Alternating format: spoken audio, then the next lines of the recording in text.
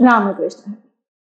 तरी अवधान ऐकले दिजे, मग सर्व सुखासी पात्र होईजे, हे प्रतिज्ञोत्तर माझे उघड ऐका.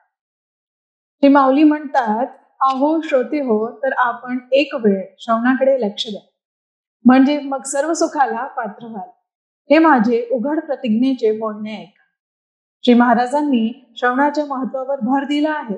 ते स्पष्टपणे सांगतात की जर तुम्ही ध्यानपूर्वक ऐकण्याची तयारी केली तर तुम्ही सर्व प्रकारच्या आध्यात्मिक आणि सांसारिक सुखाला पात्र व्हाल.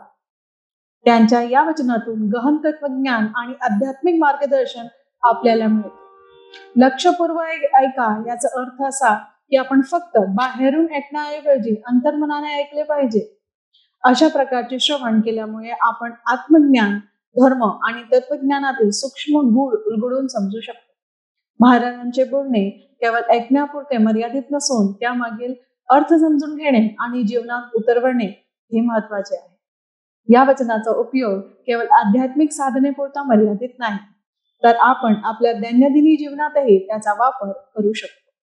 कोणतीही गोष्ट समजून घेण्यासाठी किंवा यशस्वी होण्यासाठी आपण ऐकण्याची कला आत्मसात केली पाहिजे.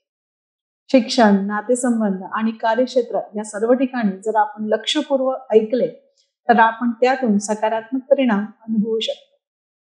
वाचा विज्ञानेश्वरी, डोळा पहावी पंढरी.